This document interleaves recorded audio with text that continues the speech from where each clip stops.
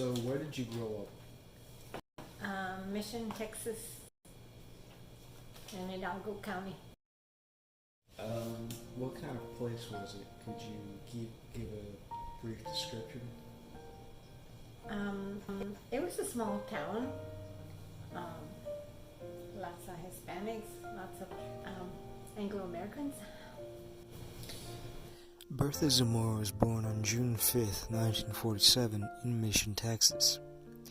The town's original land was settled by a tribe of Native Americans called that. In the 1700s, Spanish colonization brought disease and wiped out most of the Native American population. The land was later repopulated by the Spanish, who built the La Lomita Chapel on the land. This city was named Mission after it. Mission, Texas is known primarily for its thriving citrus industry, as well as Larry McMurtry's novel and miniseries Lonesome Dove, which takes place in the Mission area. Who's around that you grew up with? My father, my mother, my grandfather lived with us on my dad's side, and my aunts and uncles, my brother and my sister, and then we had cousins that lived close by. We lived out in the country, in a farm. We had caduceus, we had chickens, pigs, dogs, horses. Guess that's about it. We went to school, came home, did homework. Do any fond memories come to mind right now of your childhood? Guess it would be when we were growing up and had to raise money so that we could get our clothes. We're going to school, we'd go travel to go pick cotton, and the people that we used to kind of hang around with, working in the field, it was kind of fun. It was hard work, but at that time we really didn't realize how hard it was, and we just would enjoy it. We never did go to movies. My parents couldn't afford to send us to movies.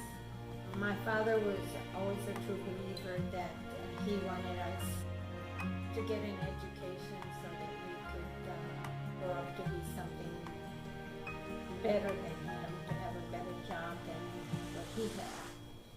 So they were always real strict with us that we were. Probably when I was like in 6th grade, we could always see that, like on the playground, you always had all the Hispanics on one side maybe, and then the Anglo-Americans on the other side. We tried to integrate, but it was always like them and us. And that's when I discovered that things were different.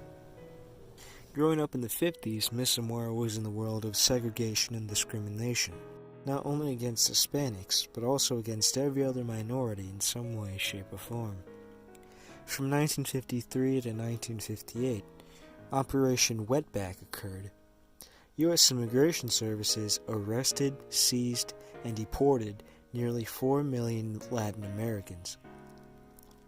A troubling amount of those deportations were of Hispanic citizens, including a handful of protesters.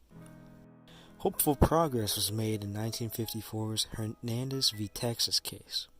Peter Hernandez, a field worker on trial for murder, was found to not have a jury that included any Hispanic peers. Further research indicated that over the previous 2 decades, no Hispanic person had been chosen to join a jury of any kind. The case went to the Supreme Court, where the 14th Amendment was heavily discussed. In the early 60s, the Cuban Missile Crisis brought the suspension of any flight between the United States and Cuba. Over 200,000 Cubans fled to the United States in fear of Fidel Castro. Though they hoped to return, life moved on. By 1963, the Ford Foundation helped fund the first bilingual class in Miami's Coral Way Elementary School. In 1965, Cesar Chavez was a key member in founding the United Farm Workers Association in California.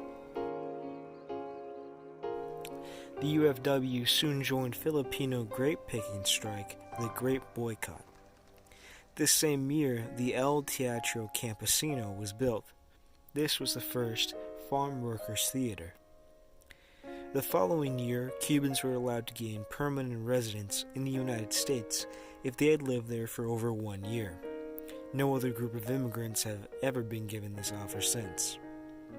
In 1968, Hispanic high school students in Los Angeles, California, conducted a citywide walkout as a protest.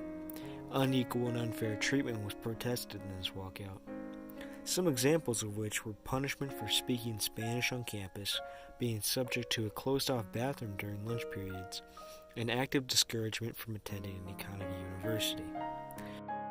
Though police brutality, public ridicule, and 13 arrests were the cost of this protest, massive reform in schools across the nation ensued. Soon after, the Mexican-American Legal Defense and Education Fund promised to aid the protection of the civil rights of Hispanic citizens.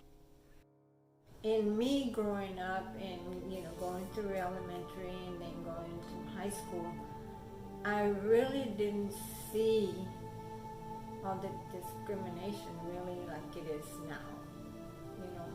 My parents never raised us to say, hey, they're better than you, or you can't hang around with them. We always had friends that were Anglo-American, and even though we knew it was them and it was us, but in school we more or less tried to integrate.